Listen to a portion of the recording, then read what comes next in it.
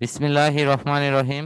আসসালামু আলাইকুম প্রিয় শিক্ষার্থীরা, আশা করছি পরম করুণাময় আল্লাহ তাআলার রহমতে তোমরা যে যেখানে আছো ভালো আছো। আজ আমাদের প্রতিষ্ঠানের অনলাইন শিক্ষা কার্যক্রমের অংশ হিসেবে আমি অষ্টম শ্রেণীর সাধারণ বিজ্ঞান সপ্তম অধ্যায় পৃথিবী ও মহাকর্ষ এই অংশটির ওপর আলোচনা করছি। আজকের আলোচনার শুরুতে এই পৃথিবীর বিভিন্ন স্থানে অভিকর্ষ ত্বরণ এবং বস্তুর ওজনের ভিন্নতা নিয়ে ইনশাআল্লাহ বিস্তারিত আলোচনা করব। আমরা জানি যে অভিকর্ষ বলের প্রভাবে মুক্তভাবে পড়ন্ত বস্তুর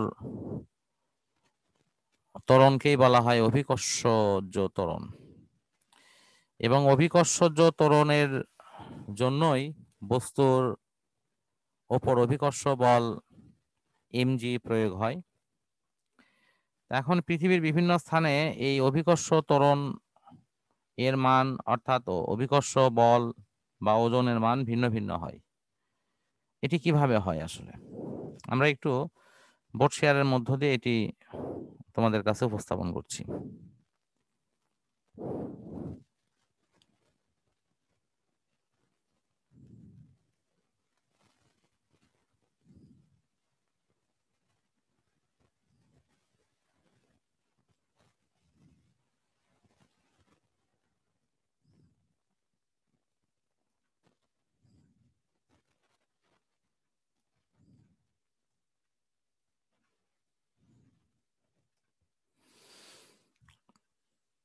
এই যে পৃথিবীর একটা ছবি এখানে অঙ্কন করেছি।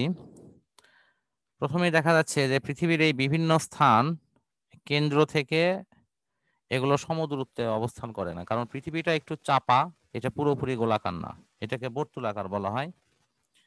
পৃথিবীর সবচেয়ে কেন্দ্র থেকে কাছে হবে হলো মেরু এলাকা, এই এলাকাটার নাম হলো মেরু এলাকা। এটা হলো উত্তর মেরু, আর নিচে এটা হলো দক্ষিণ মেরু।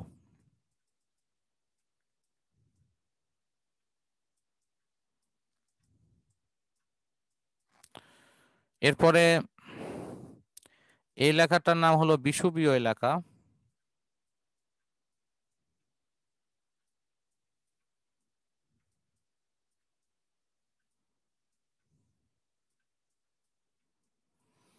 বিষুবীয় এলাকা। এখন এই বিষুবীয় এলাকাটা কেন্দ্র থেকে বেশ দূরে। আমরা এখানে একটি বিশেষ সমীকরণ ব্যবহার করতে পারি, জি ইজ ইকুয়াল টু জিএম ভাগ আর স্কোয়ার। অর্থাৎ এই পৃথিবীর ব্যাসার্ধ আর, এটির মান যে স্থানে বেশি অভিকর্ষ ত্বরণ জি এর মান সেখানে কম হবে, আর যেখানে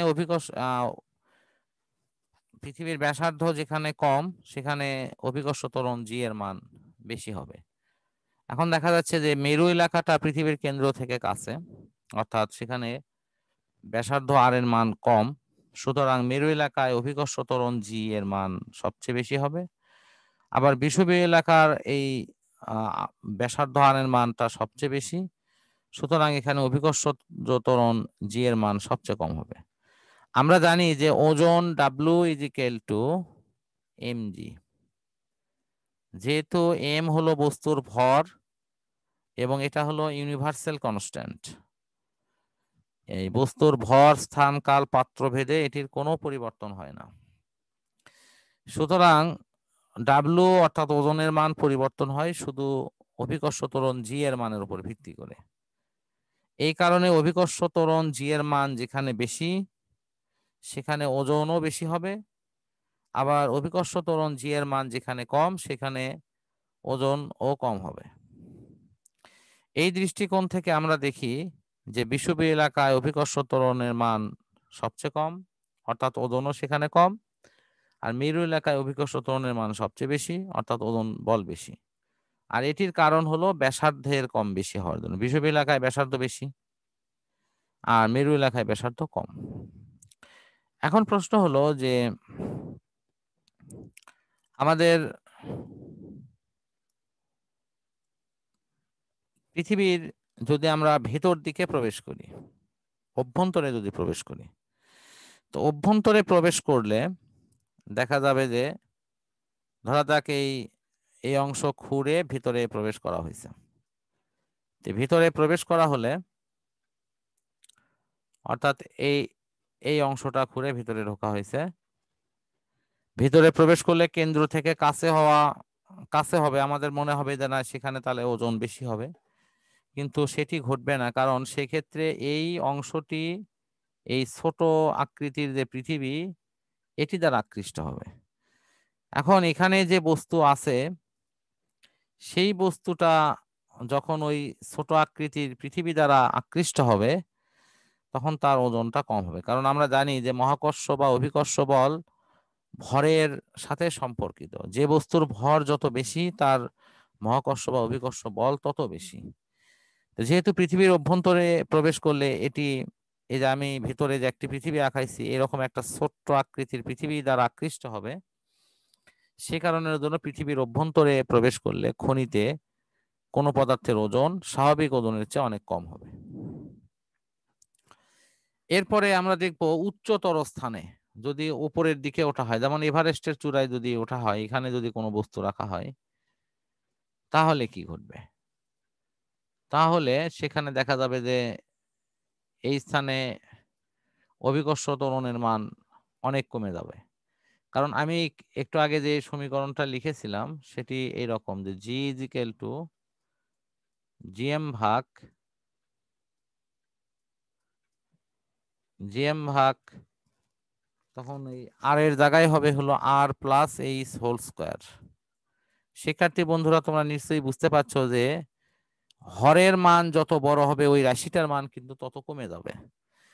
এখানে জির ক্ষেত্রে দেখা গেল যে আর স্কোয়ার, এখানে হর শুধু আর, আর এখানকার বেলায় আসে দেখা যাচ্ছে যে আর প্লাস এইচ হোল স্কোয়ার। এই এইচটাই হলো এই পাহাড়ের উচ্চতা। সুতরাং পাহাড় পর্বতের চূড়ায় বা উচ্চতায় গিয়ে অভিকর্ষ ত্বরণের মান কমে যাবে, এটি স্বাভাবিকের চেয়ে কম থাকবে। এরপরে হলো আহ্নিক গতির জন্য সূর্যের চারদিকে পৃথিবী প্রদক্ষিণ করার সাথে সাথে নিজের অক্ষের ওপর এটি আবর্তন করে। তা আবর্তন করলে তখন কেন্দ্র বিমুখী বল এই পৃথিবী পৃষ্ঠে কাজ করে। এখন আমরা দেখি যে ওজন বল এমজি কাজ করে পৃথিবীর ভিতরের দিকে, এটি ভিতরের দিকে কাজ করে, কিন্তু পৃথিবী তার ঘূর্ণনের জন্য কেন্দ্র বিমুখী বল এই বস্তুর উপর কাজ করে বাহিরের দিকে। ধরা যাক ওজন বল ডাব্লু কাজ করে হলো W is equal two MG, এটি কাজ করে হয়তো 10 একক, কিন্তু বহির্মুখী বল কাজ করে হয়তো 3 একক। এই 3 একক বল কিন্তু 10 থেকে বিয়োগ হয়ে লব্ধি ওজন বল থাকবে 7 একক। ফলে দেখা যাচ্ছে যে এই আহ্নিক গতির জন্য পৃথিবীতে কোনো বস্তুর ওজন যা স্বাভাবিক হওয়ার কথা তার চেয়ে কিন্তু কমে যাবে। তো এটি দেখা যায় যে বিষুব এলাকায় আহ্নিক গতির মান সবচেয়ে বেশি থাকে, আর মেরু এলাকায় আহ্নিক গতির মান সবচেয়ে কম থাকে। এই জন্য মেরু এলাকায় ওজন বলটা বেশি হয় আর বিষুব এলাকায় ওজন বল কম হয়। শিক্ষার্থী বন্ধুরা তোমরা নিশ্চয়ই এই যে ওজন যে পৃথিবীর বিভিন্ন স্থানে কেন কম বেশি হয় এই বিষয়টি বুঝতে পারছো। আমি আবারও সংক্ষিপ্তভাবে সমস্ত বিষয়টা আবারও একটু তুলে ধরছি। পৃথিবীর বিভিন্ন স্থানে আহ্নিক গতির কারণে ওজন বা অভিকর্ষ ত্বরণের মান কম বেশি হয়। আকৃতির জন্য এটি হয় কারণ যেহেতু পৃথিবীটা পুরোপুরি গোলাকার না, এটি বর্তুলাকার বা একটু চ্যাপ্টা, সুতরাং এর মেরু এলাকাটা কেন্দ্রের কাছে থাকে, বিষুব এলাকাটা অনেক দূরে থাকে। আর উচ্চতার কারণে হয় উঁচু স্থানে অভিকর্ষ ত্বরণের মান কম হবে, আর পৃথিবীর অভ্যন্তরে গেলে অভিকর্ষ ত্বরণের মান সেক্ষেত্রেও কমে যাবে। তো আশা করছি যে তোমরা বিষয়টি বুঝতে পেরেছো। তো আমি এই আলোচনার মধ্য দিয়ে আজকের ক্লাসটি শেষ করছি। পরম করুণাময় আল্লাহ তাআলার কাছে সবার সুস্থতা কামনা করে বিদায় নিচ্ছি। আসসালামু আলাইকুম।